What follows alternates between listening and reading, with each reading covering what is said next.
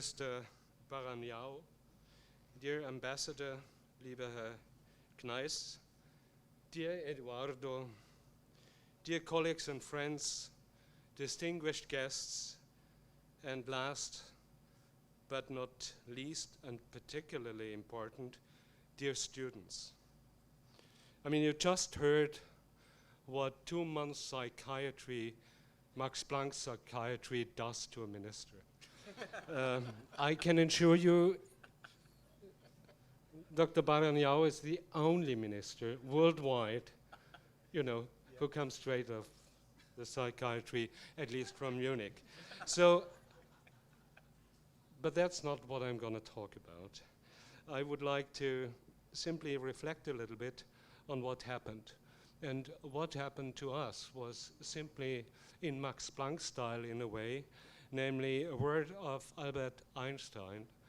And he said once, if an idea does not seem to be absurd at a first glance, it is not worth being further considered.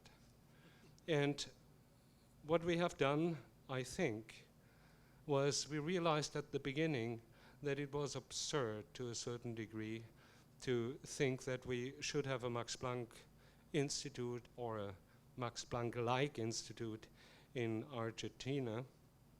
But now, as you know, it has gotten a face and it has a home in stone and in the heart of people here in Argentina. And we would like to thank you very much for that. So what I would like to do is, we always talk about Max Planck, but I think what you deserve is to understand a little bit more Max Planck, where the differences are to other organizations, because there are many ways how to do science, and we have our way of doing science. And I thought it is more important to talk now about one way of how we provide the imprinting, as you called it, Lino. So the Max Planck Society is now 64 years old, and it is the successor of the Kaiser Wilhelm Society in Germany, and it was therefore founded, it's as old as the Bundesrepublik Germany. It was founded as a simple research organization, and the idea was to have it working complementary to universities, to invade novel research areas and to work with large equipment. No more, no less. What it meant to us is that we had a specific mission. And this mission is the mission which is best given in a quote of Max Planck himself, namely, knowledge must precede an application. And so this allows us to simply look for individuals that are curious, and our research, therefore, is curiosity-driven. So we are not looking for any kinds of programs. We do look for one thing, and this is people. And then we trust in people. We provide a long-term trust system where people can do whatever they want to do, because whatever they want to do, they also do best. And therefore, what we are aiming for is high-risk research in order to set new borders in science. Now, who is we? We is the Max Planck Society, and we are 200, at the moment, 73 directors. Each director at the same time is a so-called scientific member of the Max Planck Society. Why? Because to a certain degree, we are organized like a club. And in addition, we have, to the directors and scientific members, we have roughly the same number, some 300 PIs, meaning people who do their own research at least for a given time. 5 years, 7 years, 9 years, usually no longer. A total of 15,000 staff members, including 4,500 staff scientists. We have 5,000 PhD students, 1,300 postdocs, and our annual budget is in the range of 1.4 billion euro. The Max Planck Society is scattered throughout Germany. Why? because the states of Germany, the 16 states of Germany, have the burden, I would say the pleasure, to finance 50% for the Max Planck Society. And it is like in real life. Everybody who pays wants something back, and what they want to have is their own, quote, Max Planck Institute. The reason why the heart beats in Göttingen, it's very simple. I'm from Göttingen. This is where my institute is. But this is actually only part of the story. The Max Planck Society was founded, actually, in Göttingen. If you take all these institutes together, and you would imagine it's one institute, in that case, it would be as big as Stanford University or Yale University. So it's not as big as people usually think.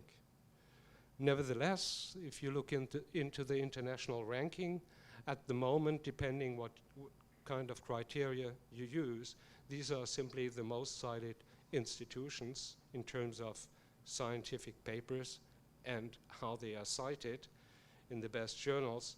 We're in number 2.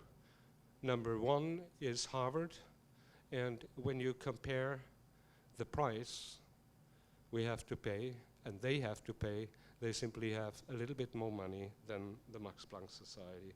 But we are definitely number 1, at least in Europe.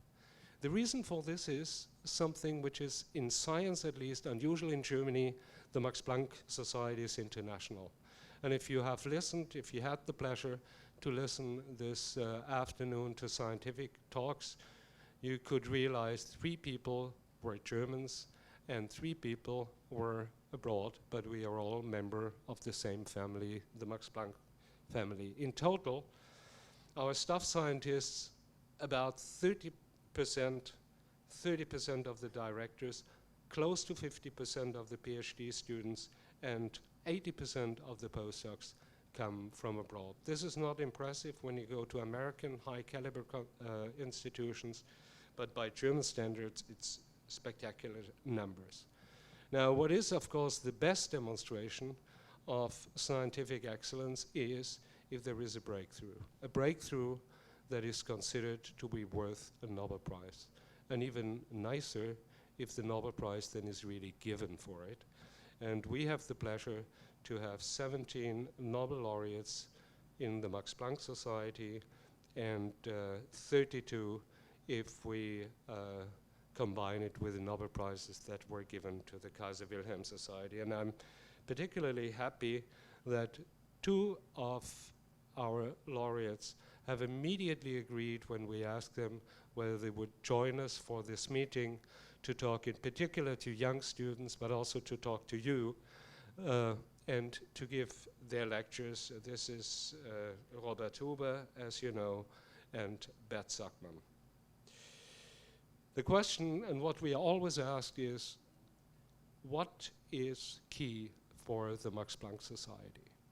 And this is relatively simple. You heard that 50% of our budget comes from federal government, 50% from the 16 states of Germany. Now, it's taxpayers' money. And we have the pleasure, something which is completely unusual, namely, we have autonomy, which simply means we are given the trust and the money, both is important, to us, and we decide which kind of science we do, because as I said, the society cannot do everything, so we decide what kind of science is done.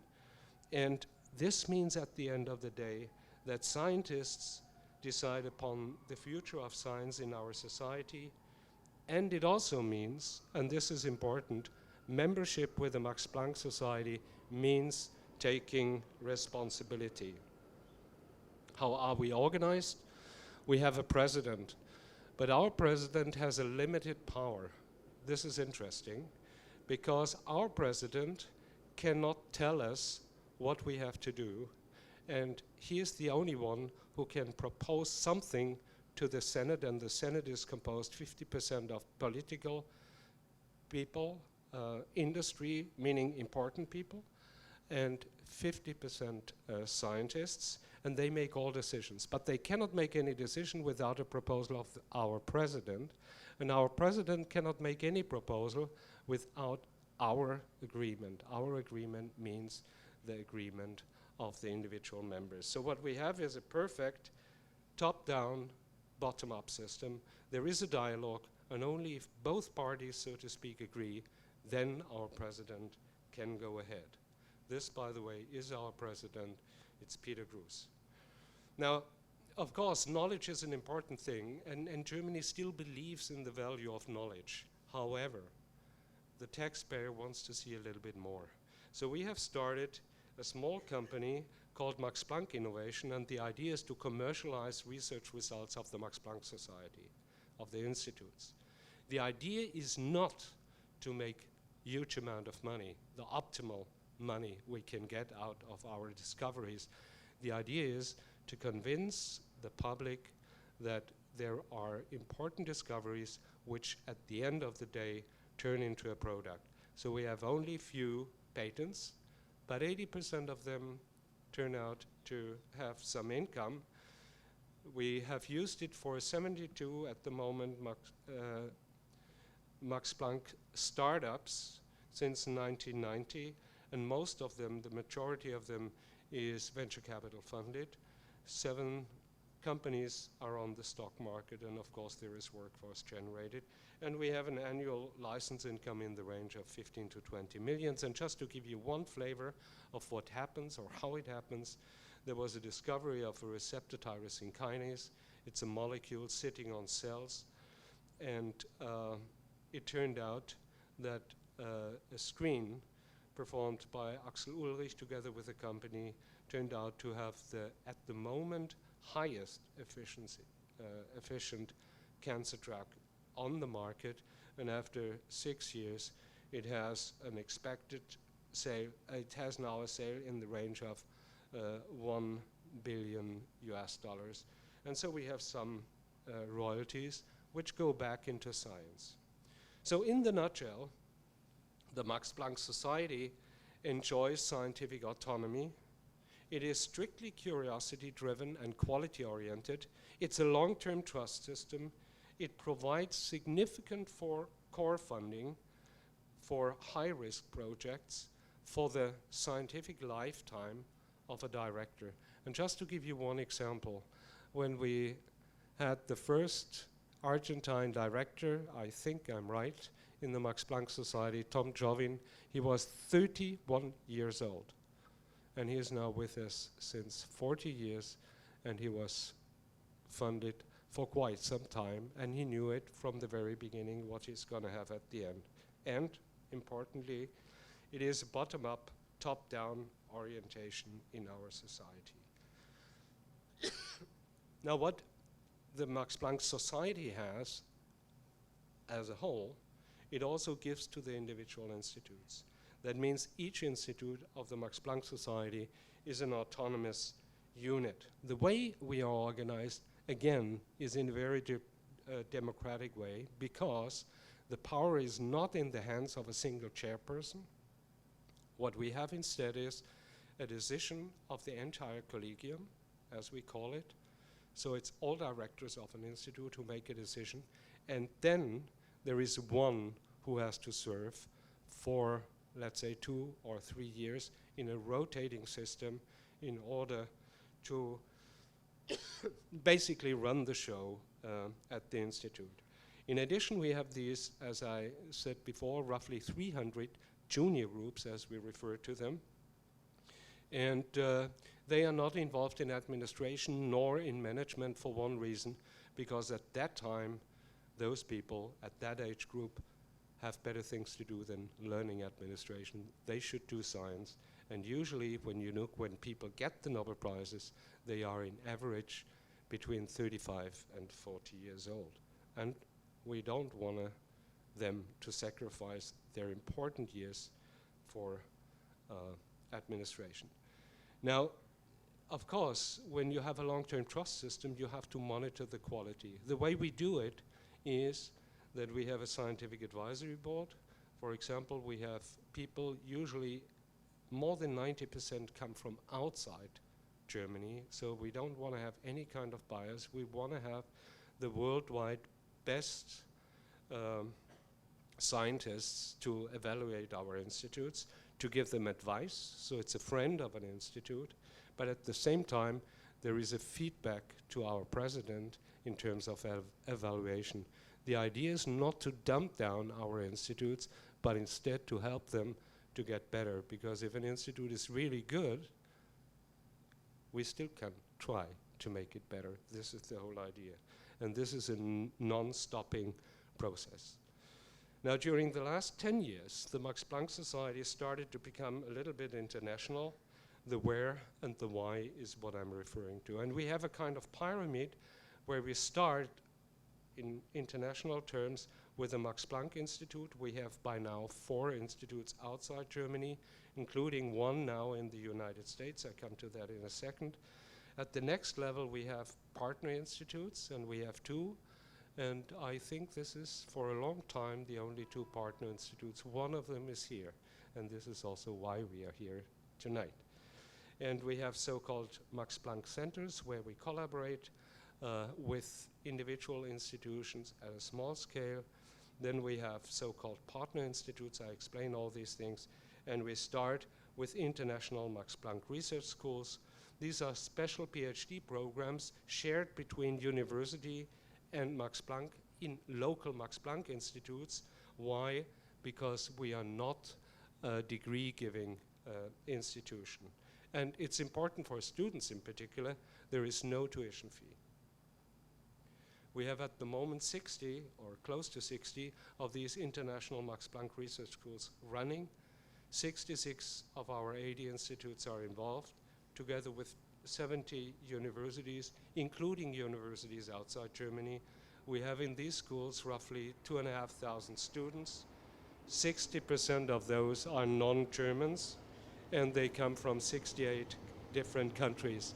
And the recent school we have, or what we have in terms of idea, is that we have in the Max Planck Institute in Florida, and one of the 2 directors, the founding director, David Fitzpatrick, is here tonight, not only tonight, for the whole meeting.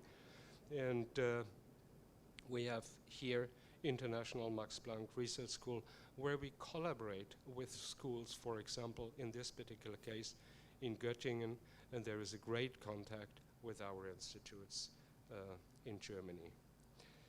At the next level, so to speak, in terms of hierarchy, we have partner groups. If our postdocs are spectacularly successful, and some of them are actually, then we help them to establish their careers abroad when they go home, back in their home countries, because our philosophy is not to steal talents, but to